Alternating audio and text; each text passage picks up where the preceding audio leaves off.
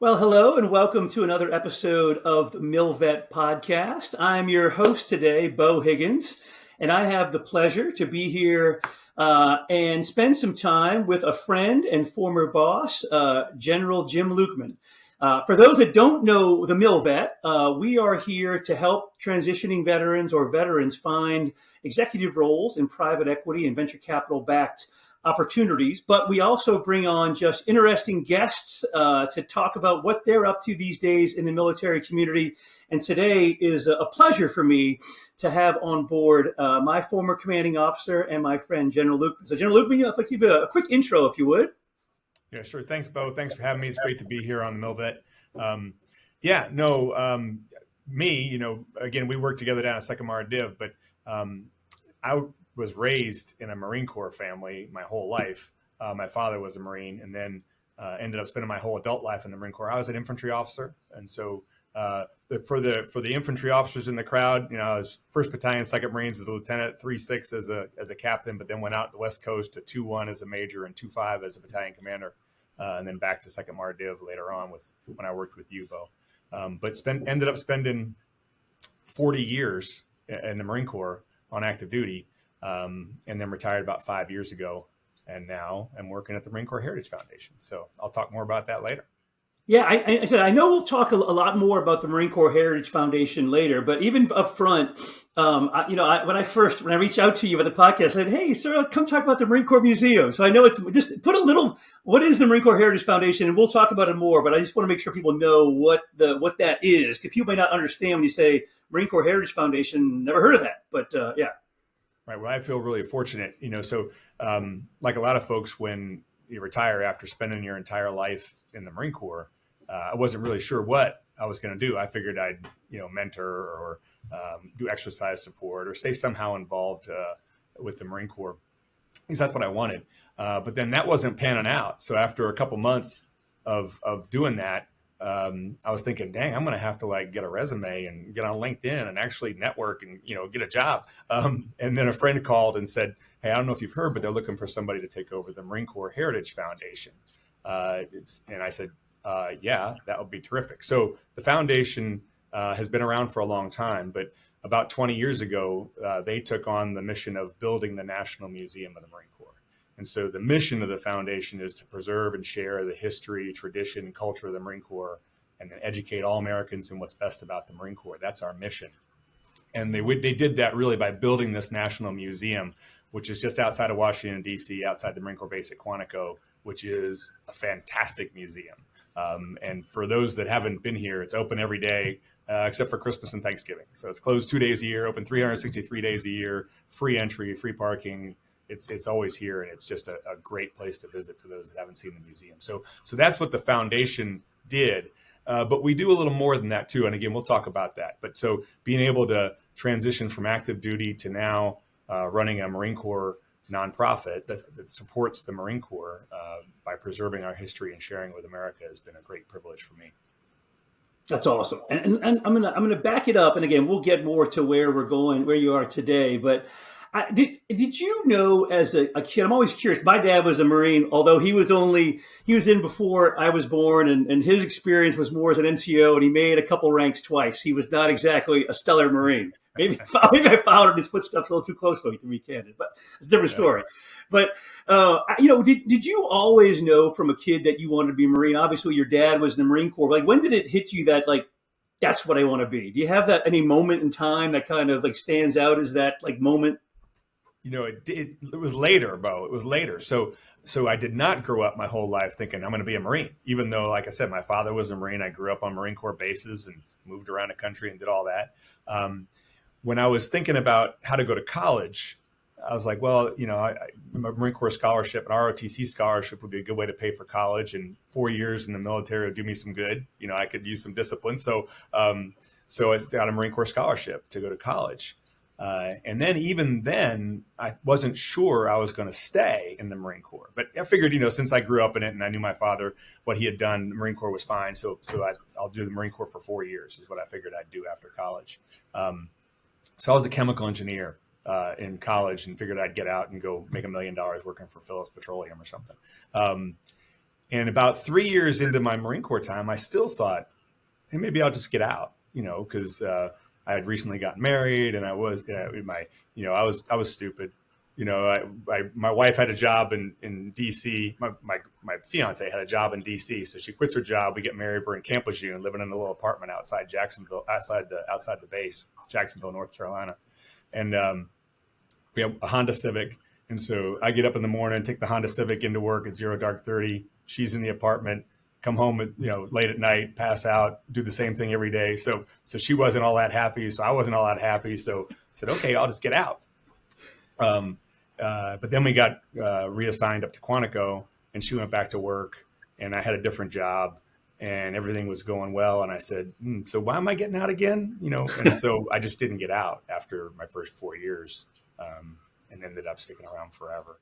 So I think that was when I realized, finally, this is for me, but it was not a whole lifelong thing growing up. It was really, it hit me after I was already in the Marine Corps. That's interesting. Cool. A couple things I will note. First off, to be a chemical engineer that went to Notre Dame and then go an infantry officer, I think you were probably one of the smartest infantry officers out there. Nothing against my infantry officer buddies. That's pretty good, sir. I don't know. Yeah. And, and it's funny. I had a very similar experience. UVA guy, went in the Marine Corps, kind of just looking for I didn't know what I wanted to do, knew what I didn't want to do out of college, but all my buddies were going to get their MBA or going into be lawyers. I'm like, I'm going to try this Marine Corps thing out. I really thought 4 years and I'm out. And then you just kind of, find your people, find your groove. And the next thing you know, it's, for me, only 25 years later, but it was definitely not the plan. Leaving or going to college, I had no intention or no even inkling that I would join the Marine Corps. And then it's funny how life works. It's all I'll say. Yeah. Yeah. Well, what they say is the change is forever. The transformation that we go through at OCS or at Parris Island or San Diego really does change you from the civilian that you were to, even if you grew up in a Marine Corps family like I did.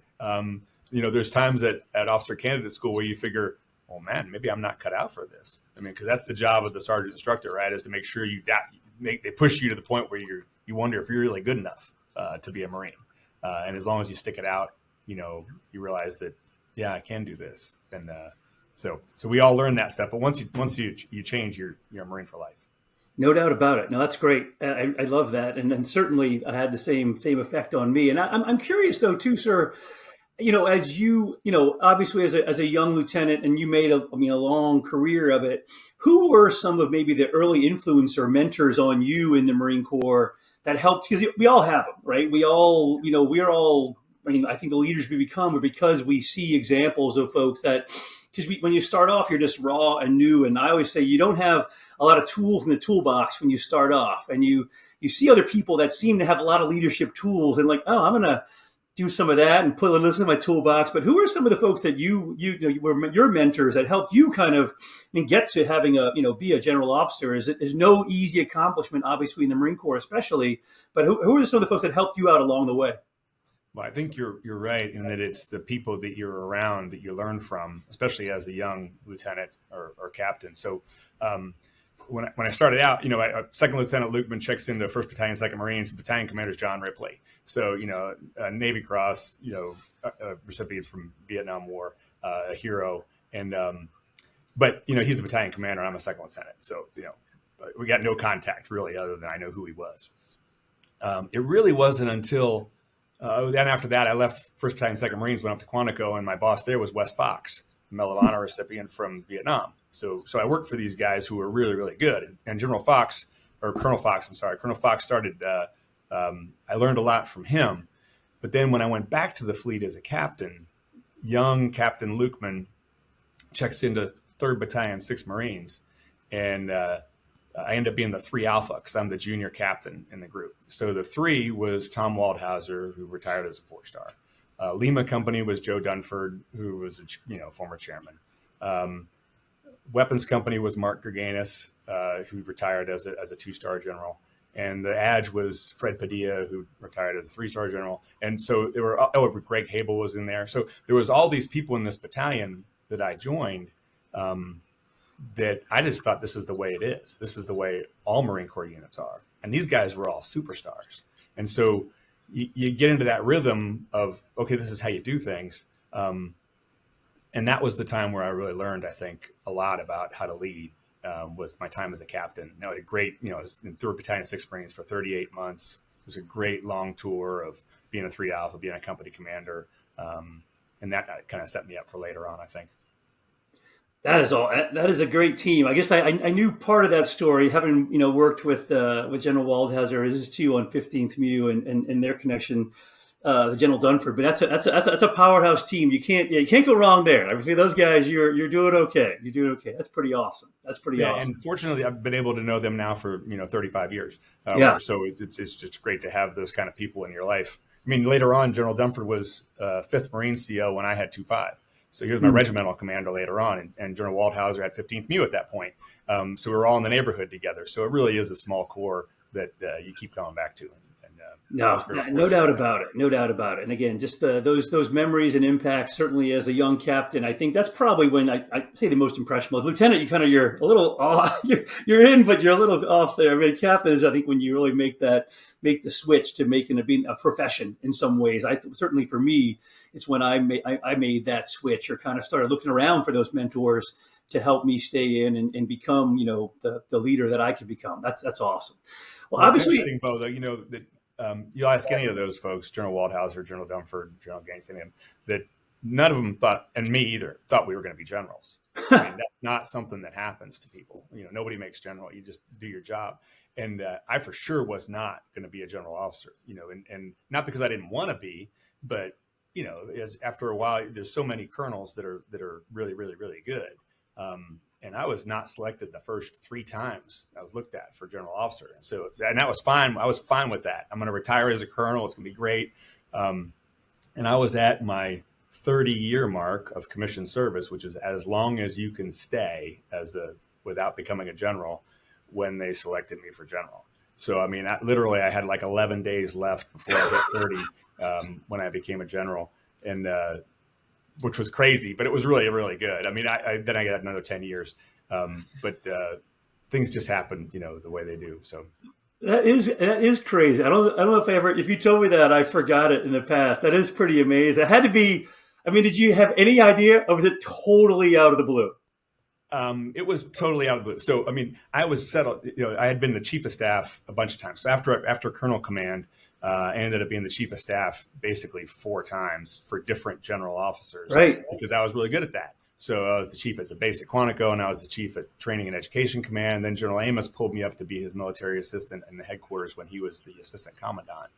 And so I had a lot of time working for general officers, and but I was good with retiring. And again, once you get passed over for general as a colonel, I call it being a bull colonel, because you don't care anymore. I mean, you're not worried about your future. You're worried about doing the job. And so it's very freeing to not be concerned about, hey, I'm going to get promoted or not. So I was not going to get promoted. And we were getting ready to retire. So my wife is like, we've been in the same house now for a few years. We are more than on the off ramp. We are off the off ramp in the parking lot. We're retiring. We're in the neighborhood. Yeah. She got a job. It's right. And then when it came this last time, you can pull yourself out from selection if you want to. And I just said, no, we'll just let it go. We've always, you are where you're supposed to be. I'm not going to get selected. Now, this is the 4th time I've been looked at. There's too many other good colonels in the pool. And lo and behold, I got selected. And her first, she goes, you screwed up. Is what she said. Because we were ready to do something else. But it was really good in the end. I got 10 more years in the Marine Corps. That is awesome. I'm gonna ask this with a lens. I mean, had you started the transition process? I mean, had you gone, or were you just in the job, but you were still all in every day and you didn't have like that first transition like tap, or I mean, because you were pretty close to getting out, but maybe I was curious if had you ever done it once and then hit the brakes and then had to do it again? It's a very different lens from a general officer, but I'm curious what your plan was at 30 years if it had not worked out. I had been to the transition course twice already before I got selected for general, and was going to retire at 30. which would have been May 18th of 2010. And General Amos was the assistant commandant, and he was going to stay until about 6 months later as the assistant commandant, and he was going to retire. And he asked me to retire retain, to stay for 6 more months. And I said, okay. So I was going to do the retire and retain thing, which you can do. You can stay a little longer after you retire on active duty, just to finish out with him. And then we were both going to go in early 2011. And so he got picked up to be the commandant at that point, which was unexpected. And as I'm doing the retire retain paperwork, I find out that I've been selected. And at first it's a secret. Nobody's supposed to know you've been selected, but I'm working 50 yards down from the commandant's office. Right. That's where I am every day. So somebody pokes their head in and looks at me kind of funny, like, okay, you know? And I was like, no, I don't know. And he's like, no, but I got selected. So the headquarters Marine Corps is saying, hey, you got to finish this retire retain paperwork. And at that point I'm like, well, maybe I won't. Maybe. So yeah, I was getting ready to get out. We were ready to go, but didn't end up. You hadn't gone too far down like the resume of job. You were still a little ways. I was still working. I had not yet started looking for another job. Got it. I was curious about your transition process, and we'll fast forward because obviously I don't want to gloss over your time as a general. And obviously at Second Marine Division, it was my pleasure to work for you there, where we got to spend some great time together and have some great memories. And I guess what was, any highlights from your time as a general officer, and we'll kind of move through where you are now. But it's a different world. I never lived it, but I always envision it as like you're starting again as like a first lieutenant, as a 1-star again, But I don't know. I'm always curious what your take is. Well, assignment wise, it is. You're treated like a second lieutenant again. In other words, you go where the Corps wants you to go, and you do that, and your jobs change frequently as a general. But it was terrific. I was, just real briefly. A couple of joint assignments. I was at AFRICOM with a great Army 4-star that ran AFRICOM as a general officer, and that was exciting. I was in Korea for 2 years with another different command, different Army 4-star in charge, but again, great guy. So great overseas experience on the joint side. And then in the Marine Corps side, Second Mar Div obviously was a highlight during OEF, and then training and education command for a couple of years, and then finished up the Marine Corps. So I was really blessed to be able to work with terrific folks as a general officer in the Marine Corps and have a great time. So I'm really lucky. That's awesome. And then, what is it like for a general officer transitioning out? I know there's some different, there's some opportunities you have, or like the transition class for general officers. I've briefed them in the past when I was at Amazon, but what is that like? I think, because I do still talk to general officers that are getting out, and it's always, for me, it's a little awkward because I don't almost know how to help. I feel like you've done so much. Like your Rolodex is better than mine. You're probably better set up than I can even help you, but I always want to help too.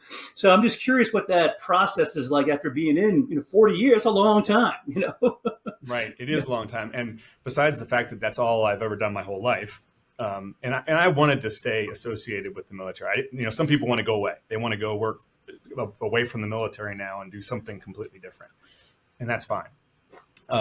I wanted to stay in support of the Marine Corps because I just felt like that, or in support of the service, not just the Marine Corps, in support of the service in some way.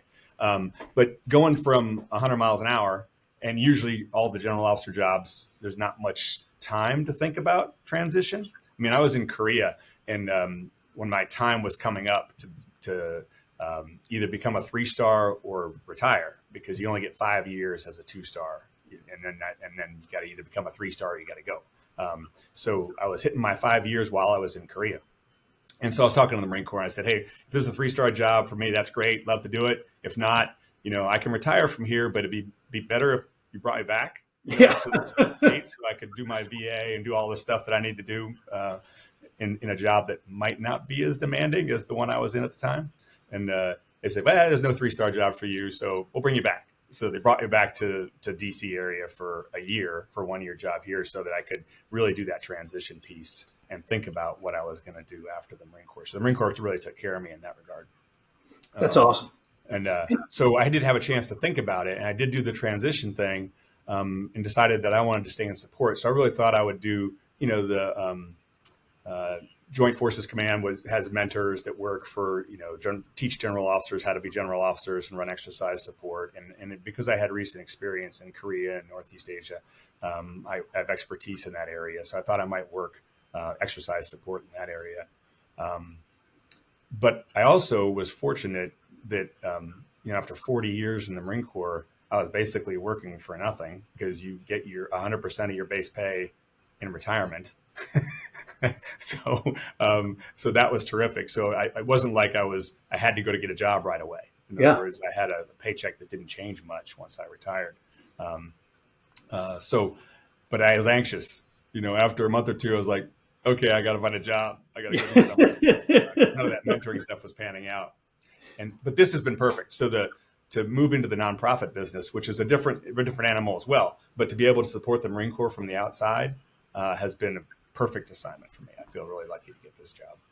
And yeah, I know you obviously touched on it in the beginning of the podcast, but that was something that I think kind of fell in your lap. You were reached out to interview for the job, and was it something you were looking? I mean, were you looking in the not? You weren't really, or I mean, obviously you were doing the graybeard thing, sort of, kind of, wasn't really coming along. And then, did you even have an idea in mind to start looking at the nonprofit space? There are a lot of, that is a place where a lot of senior leaders go on the back end, whether it be, Marine Corps Relief Society or Wounded Warrior Foundations. A lot of that's a pretty common thing. But had it been on your radar at all? Not a bit.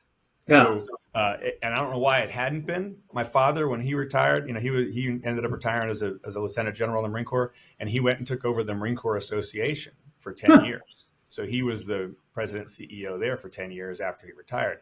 So it should have been on my radar. Yeah. This is an opportunity that might be out there, but it wasn't. And I was unfamiliar with the Marine Corps Heritage Foundation and what they did until I got a call that asked if I wanted to be a part of that.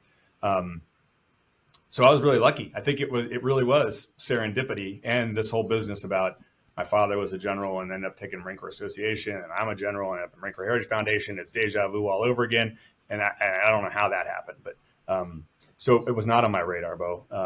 But for me, it has been really, really satisfying to be able to do what we do here for the Marine Corps and for the country, and a nonprofit. It's great. I mean, it's a small team, but they're really passionate about what they do, and it's great. No, that's awesome. And again, it is certainly, everything is timing and networking. I always say, it is. You have to be in the right place at the right time. And certainly you were talking to people in this bigger space. You just retired. So, just got to keep those antennae up, and it all seems to work out. I agree 100%. It is people you have known your whole life that will say, hey, if you haven't thought about it, there's this opportunity that might be good for you. And it has worked out really well. The foundation is a terrific organization. This museum, like I said, that we built the museum about 20 years ago. Actually, it opened in 2006, so 18 years ago. She'll be 19 this November 10th. And it's a fantastic museum if folks have not been here. You think Marine Corps Museum, and you think a Quonset hut with some yellow and red painted rocks outside or something, and that is not the National Museum of the Marine Corps. I mean, this soaring glass roof with a spire, and just it's an impressive. You can't miss it off 95, right? It's the Iwo Jima, It's right there. If you drive down 95 outside of DC, you pass it, and people think it's a church, or they don't know what it is because it's this magnificent facility just off the highway. And did you know about the Heritage Foundation? I mean, before you took the job. I think in my head as a Marine, I know about the museum, and I had been there on active duty, but I didn't necessarily understand the mission of the foundation. I'm going to learn from you. I guess I don't know what did you know, and what have you learned, and what should we as anyone in the military know about the foundation and what it's doing? Because I think people probably don't know enough, to be fair. Yeah, and I did not know about it beforehand either. But our mission of the Marine Corps Heritage Foundation, we're the history guys. So our mission is to preserve and share the history and the tradition and the culture of the Marine Corps with everybody. And so while others have a niche, Marine Corps Scholarship Foundation gives scholarships to kids. Marine Corps Association does mostly support to active duty Marines. And then the Injured Marine Semper Fi Fund now Semper Fi in America's Fund supports wounded warriors. They all do great missions, and they're all Marine Corps nonprofits. We're the history guys. So our job is to preserve and share the history. So we're small-ish nonprofit, but General Christmas was the one that was in charge when they designed and built this magnificent museum as a place to share with Americans what's best about the Marine Corps. So it's not just 250 years of history that people see here in the museum. It's the things that the Marine Corps has always stood for and what Marines stand for. So it's selfless service and sacrifice and commitment and bravery and all those kind of values that we try to share with the American people. And the way they do it here in the museum is not like just looking at old stuff, although there's fantastic stuff in the museum and everything's real. That's the thing I tell people is like, oh no, these things all flew in combat or drove or were used. These are not replicas. These are the thing. And it's often the thing. We've had people come in and go, I flew that helicopter. I said, oh, you flew a UH-34 in Vietnam? No, I flew that helicopter in Vietnam. Yeah. And, so it's a great museum to visit for Marines and for others as well. But again, it's 250 years of American history through the eyes of Marines. And it's just kind of I say related question to that. I assume you have Marines that are trying to give you stuff all the time. Is that a thing? It is. All Marines are pack rats. I feel like they think they have the greatest thing of all time. It probably rarely is. Like, what do you do with all this stuff? So first, there's a split in responsibility on the museum down here, just so everybody understands. So the foundation, the private nonprofit, raised the money through private donations and built the museum and the grounds that are around here. It's on base property. So we're on government property, but we're outside the gate, so anybody can get here without having to go through a gate.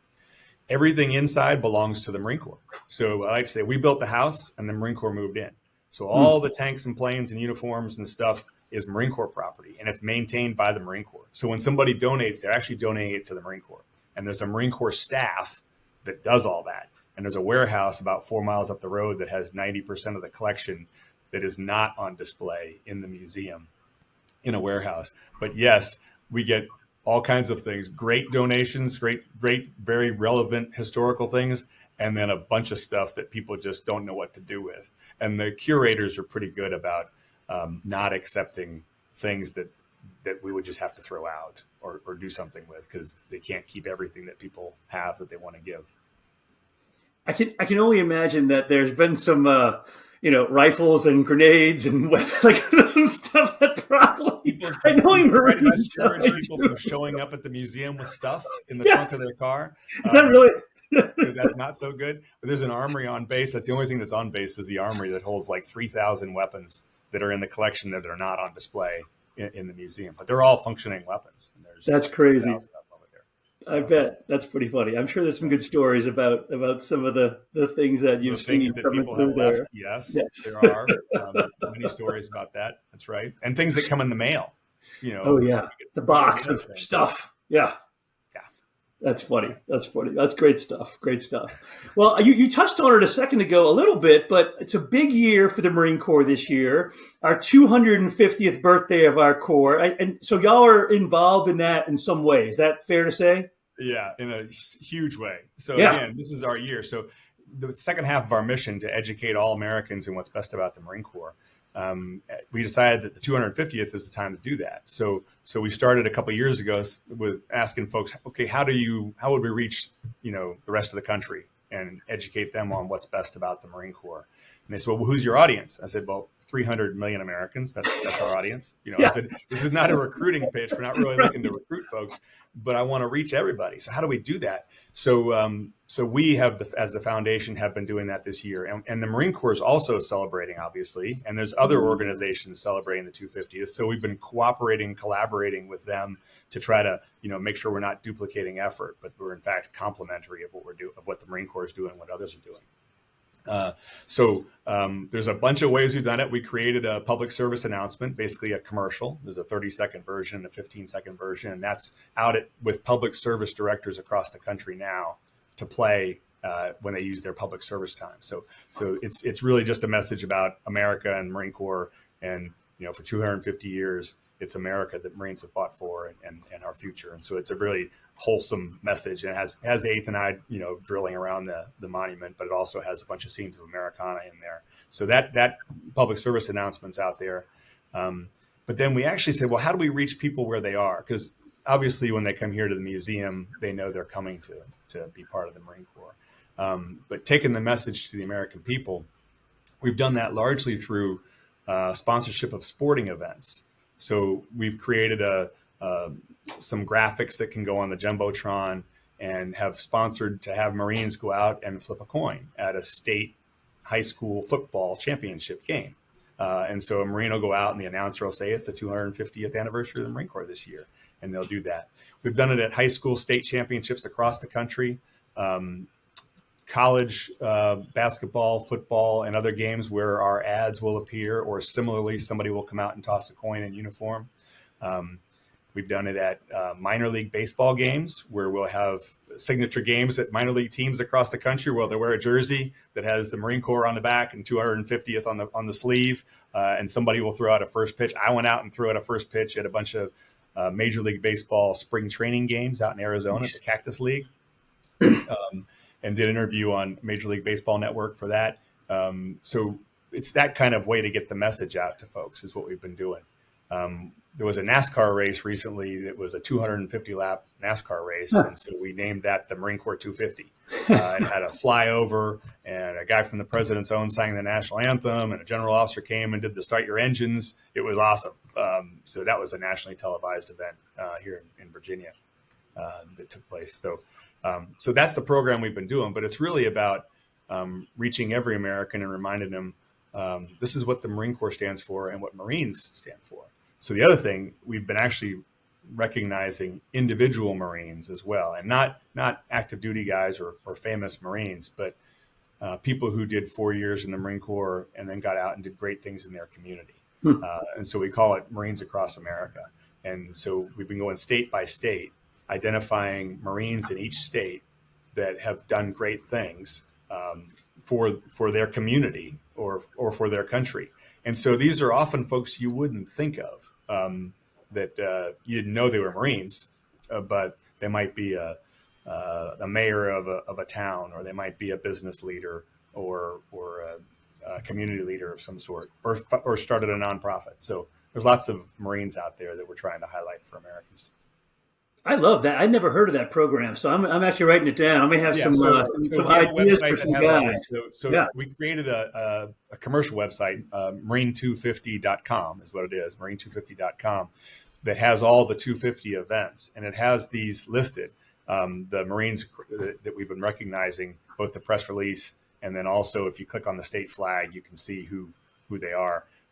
We're working a week at a time, so I think we're about, 12 or 13 states in at this point. But we'll go we're going alphabetically through the country. And so we'll get there by November. We'll have them all. Is the goal, or is there an opportunity there? If I'm in Tampa, a Marine in New Orleans, or, if they want to do something for 250, will there be something they can figure out where there's an activity, whether it's around the birthday, I assume around the birthday ball time, but maybe before, after, yeah. Yeah, so we decided it was a year-long celebration. Okay, so I love it. Said we're not just doing number of percent will be huge, but we want to go year-long. So yeah, this website that we created, we created it to have a calendar of events, and it's got events on it across the country, and you can nominate your event, whoever has an event. So some of the Marine Corps League detachments or organizations have nominated their events, and we put them on the website, and if they're having one. So besides the Marine Corps birthday, so here's for instance, let's see, I'm going up to Boston here in a couple weeks. The USS Constitution is going to celebrate the 250th anniversary of the Marine Corps with a cruise. And so the Marine Corps General will come up and speak. I'll come up and speak about 250, and about 200 or 300 friends of Marines will go out on the USS Constitution up in Boston and celebrate it in June because we're doing this all year long. We went to the Westminster Dog Show and brought Chesty the Bulldog up and to Madison Square Garden, and had him at the Westminster Dog Show, and the announcer did an interview with us to talk about 250 years of the Marine Corps. So it's been really good. So it's a year-long celebration that we're doing, and it's all listed on that website, marine250.com.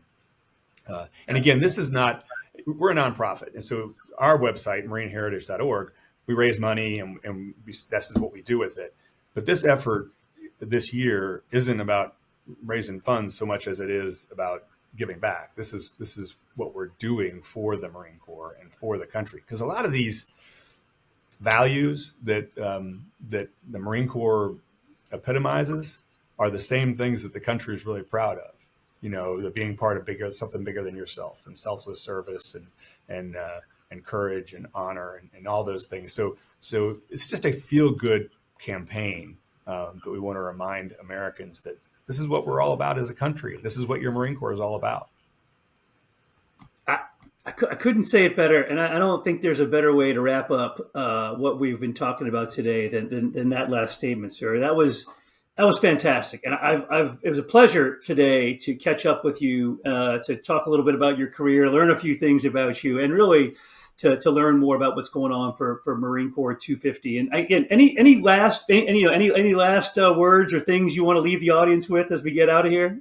I will, Beau. One last thing, and so. One of the things that the way folks can celebrate the 250th with their favorite Marine, the U.S. Mint, so the same folks that make the currency, they were authorized to mint commemorative coins for the Marine Corps this year. And so you can buy a silver dollar that has the flag raising on Iwo Jima on the front and Eagle of an Anchor on the back. You can buy a 50-cent piece that's got a picture of a 1775 Marine and a modern day Marine on the front. And you can buy a gold coin. So these are from the U.S. Mint only. That's where you have to go to get them online online is the only way you can do them. And they're only sold this year. So if you want, this is a great gift for your favorite Marine. You know what I mean? As you go get a silver, and the silver dollar costs like $100. So it's not cheap, but they're really nice. And so you just got to go to the U.S. Mint. So this isn't the Franklin Mint or Bradford Exchange. This is real currency, and there's a whole story behind that. But that's a great. I wanted to leave people with that too as a way to participate. If you don't get to one of our events or one of the events where Marines are there, there's always ways for you to participate.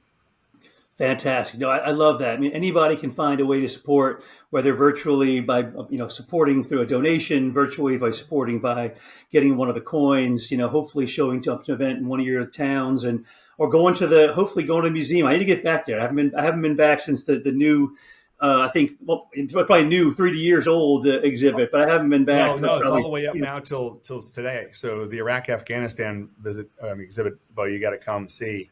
It's something. It really is. So we've got the last ones to open up were from really the end of Vietnam until today, and that's all open here in the museum. Got it. I got to come back. Well, I'll make it a date, sir. Next time I come through, I'm calling you up. I want the personal tour. Fair enough. Anytime.